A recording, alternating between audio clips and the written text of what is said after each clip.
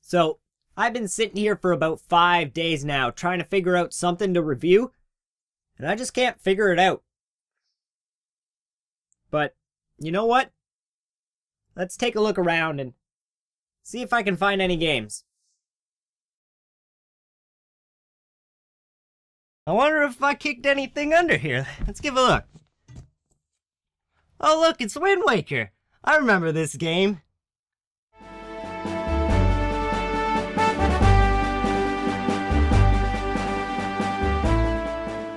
Nah. What else we got? Oh, Shadow of the Colossus. You guys see me review this. It's not your time yet. Huh. This isn't mine. What else we got? This is... No!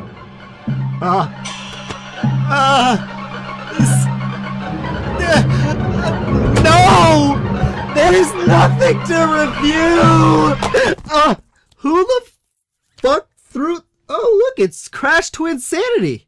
This game is pretty good. Man, this was actually a real... Whoa. Before we continue this video game review, I think we need a little history lesson on the Crash Bandicoot, yeah. Now, you're probably wondering, hey, why are there two Badmans here? Well, I'm what you call the doppelganger. I do the history and other crap this guy doesn't like to do, because, you know, he's stupid. Now you see, back in the golden days, when games like all of these were coming out of the wazoo, the PlayStation was just finding its ground, and it needed its own mascot to compete with this guy. And not really, but kinda this guy. This guy kinda died. So what did the PlayStation give beautiful, sexy birth to? Well, the Crash Bandicoot, of course. With his epic first game and multiple sequels on the way, he was a force to be reckoned with. But then one fateful day, the developers of Crash, known only as the Naughty Dogs, lost their rights to Crash and had to move on to bigger and better things. All hope was lost for the Crash, till Traveler's Tales picked up Crash and pooped out another game called The Wrath of Cortex. And damn, they sure did poop out that game because it was a piece of shit. But Traveler's Tales chose to make one last game to bring back the great name of Crash, and that game is Twinsanity. And now I leave you with that little history lesson, and Badman here can continue his dumb show. Really good game. I just had the weirdest feeling. Okay, whatever. Let's pop this bad boy in and have a good time.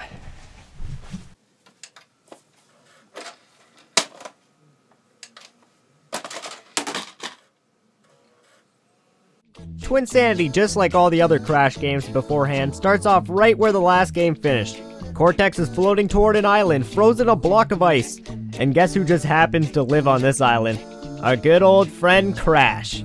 So Cortex hatches a plan to get revenge on Crash and pretends to be Crash's sister. And... What? Wait, oh my god, what is that?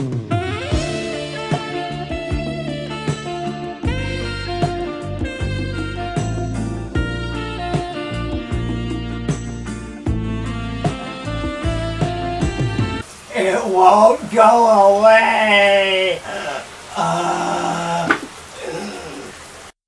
Okay, so now that that horrific image is out of my head, let's take a gander at the game, shall we? This Crash game, as you expect, controls pretty much like any other Crash game. You have your spin, and your slide, and your jumping. But there is one major change to the gameplay compared to the predecessors, and that is this game is a fucking free roaming. Look at that, I can go anywhere. Now, as we continue through this first level, we get a standard tutorial from the, creepily dressed Cortex. and learn the basic standard stuff. Now this is where you slowly start to learn that this game has a bit more of a sense of humor than the past games. Take this scene for example. I'm okay! The spikes broke my fall. I just couldn't help chuckle a bit the first time I heard that line.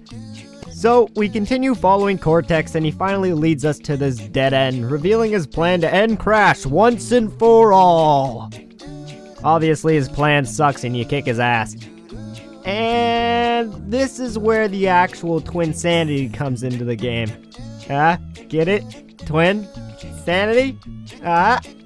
After a very long fight down a mine shaft and a few spankings later,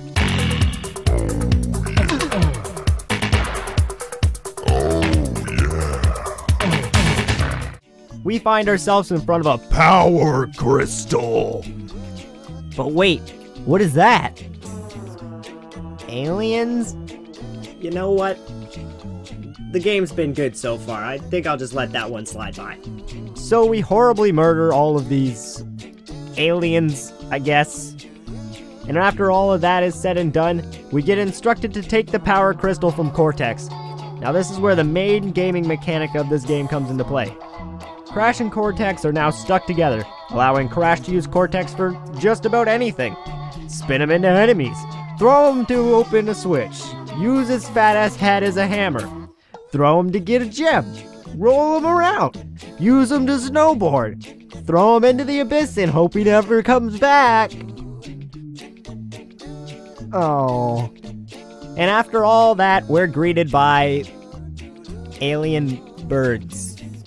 Oh, wait, nope. They're from a different dimension. They're not aliens. Sorry about that. You are testing my patience, game. Cortex then angers a shit ton of bees.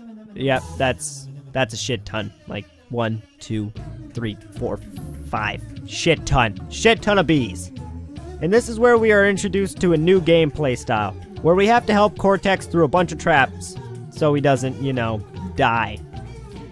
Cortex then gets captured by some tiki-taki people, and Crash has to save him. Again. But now is the perfect time to take this quick second to bring up the soundtrack of this game. If you haven't noticed yet, this game still has the nice Crash sound to it. But now it's got this a cappella thing going on, and I freaking love it! Just listen to it!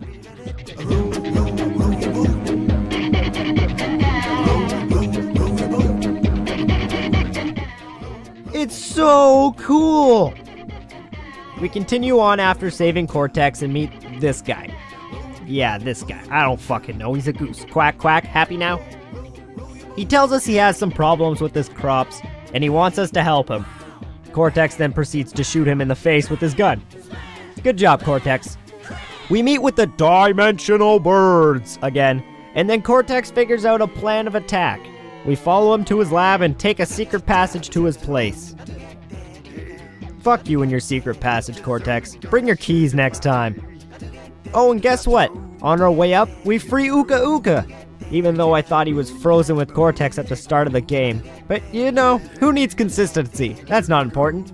You beat the crap out of Uka Uka, and he joins your team, and leaves with Aku Aku to fight the Dimensional Birds. So that's obviously the end, right? Aku Aku and Uka Uka, the all-powerful masks, obviously win that battle, right? Right? Oh, I guess not. So after kicking some alien butt, different dimensional butt, Cortex reveals his machine that can transport you to different dimensions. Too bad you don't have enough crystal shards. Just ask Cortex. He's good at math. We require 6 power crystals in order to make the leap, and we have 4. Let's see. That isn't enough! But what is that in the horizon? It's Engine's ship, and he must have power crystals, right? But how will we get there in time? I think Crash has an idea. Wait, no, Crash? Rape is not an option. Oh, I see now. Okay, so now this is pretty funny, but as a guy, I really feel sorry for Cortex.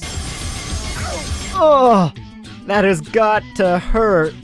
And for some reason, Dingodile's house just happens to be right where we landed. And we totally wreck his house. But he doesn't care. He just leaves like nothing happened. But there's no time to waste. Off to Engine Ship. After we hit the top of Engine Ship, we're greeted by none other than Engine himself.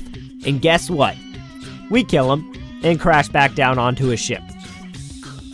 After being chased down the never-ending hallway, we bump into our old friends N-Trophy and Embryo. And after a very boring boss battle, we just happen to get launched in front of Cortex's lap. I really feel like they were just kinda trying to shove as many bosses into that one spot as possible, and totally ignoring the consistency of the game at that point. But we get back to Cortex's lab, and whoa, wait a minute. Didn't Cortex freeze her at the start of the game? And that opens up more questions. How did she get unfrozen? Does that mean everyone Cortex shoots just gets unfrozen? Because that doesn't seem too evil to me, Mr. Dr. Evil. And lastly, how the fuck did she find us on this giant iceberg in the middle of nowhere? But that's okay, because Cortex just shoots her again after she somehow ruins our crystals we just got. Guess what that means? Better go find more crystals. And Cortex has the perfect plan. Go bug his niece for some, because I guess all little girls have a supply of all-powerful crystals. Cortex lets us take a ride there on his magical blimp of horror. And when we get there, we get our first glimpses of where Cortex went to school. Very fitting. But I'm not surprised in the least. The whole game has a great atmosphere to it, and really nailed down all the looks for the levels. We continue running through the school until we meet up with Dingodile. Oh yeah, that's cool. Just throw him in now. What happened to him way back when we crashed into his house? And why for the love of God is he in the sewers of this school? It just makes no sense. But this game kind of lacks consistency anyways, so why am I even bothering? But the fight with Dingodile does make up for this. Seeing as he is the most fun and challenging boss in the whole game, I died multiple times trying to beat him, and it never got frustrating. It was just fun, and the music for his battle is just perfect. After you defeat Dingo and run around the school a bit more, you finally meet up with Cortex's niece. I guess Cortex did some creepy experiments on her too. And then we're treated with the ability to play as Nina, and I'm not gonna lie, I really love this part. It feels right at home in the Crash scene, and it doesn't feel out of place at all. If anything, this just makes me want to see more of her in a later game. As we're running around with Nina, we find out that Crash, you know, being Crash and all, tied the blimp down to a bus. Don't ask me how he managed that, but now the blimp is floating away, and we have to catch up to it, while, you know, it's also trying to kill us. You run through the school some more, at this point getting really repetitive, and fight one more boss as Cortex. And you finally get to the blimp and head back to Cortex's lab. On the way back, the game reveals the epic plot twist that the birds were actually Cortex's pets, and he sent them to the 10th dimension in a freak experimental accident. After we get back, Cortex is finally capable of getting his machine up and running, and we're sent to the 10th dimension.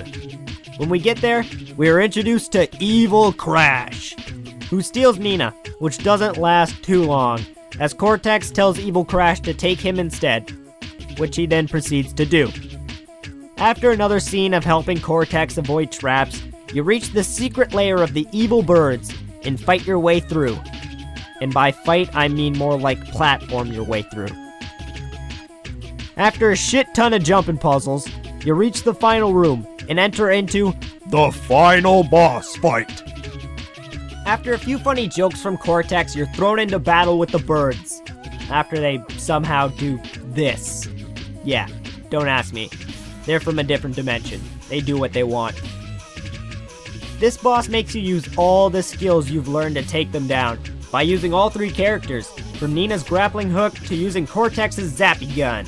To holy shit! Okay, never mind. I guess Crash is too cool for normal fighting. He just gets a giant mech and rapes the shit out of the birds.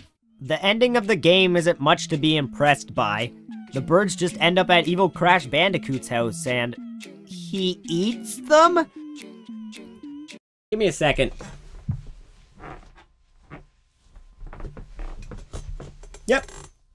E for everyone. Because, you know, things getting eaten alive is totally child-friendly. More like E for evil. See? Get what I did there? What? I thought it was funny. Fuck you, I don't have to be funny. Oh, you want to know what happens to Crash and Cortex? They become best friends and live happily ever after. Nah. Cortex tries to send Crash away, and he fails again, sending himself into Crash's brain instead. I guess Crash's brain looks like this. Poor Cortex. So here we are approaching the end of my video, and I guess I should give you a quick rundown of things. If you like Crash Bandicoot, go buy the game. If you don't like Crash Bandicoot, don't buy the game. Also, if you want a rating, 7 out of 10 of these things. Whatever these are. Yeah. You want to know why? Why I put 7 out of 10? Well, fuck you, that's why. And, I'm gonna go do stuff. Bye.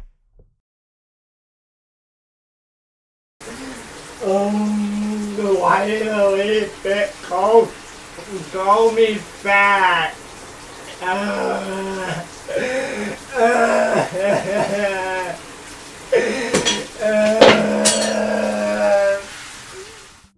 Hey guys, hope you enjoyed my first review. And before I go, I just want to give a quick shout out to the Green Scorpion 64 for liking and commenting on my video. Without him, I would barely have any views. So go check out his stuff, he's really cool. I'd also like to give a thanks to the Normal Boots guys, Cat Icarus, DM Gerard, AVGN, and Spoonie. These are all the people I look up to when I make my videos, and they're the reason I started making these videos. So, if you want to see any of their stuff, click on these links. And if you want to see my last video, click on this giant video now. Plus, don't forget to follow me on Twitter, like my Facebook page. The links are in the description. Plus, there's a subscription bar up here. If you click it, it lets you know when I make videos. I don't know how it does it, it's creepy. It's kind of like a camera following me. I'm gonna go see if I can find that camera.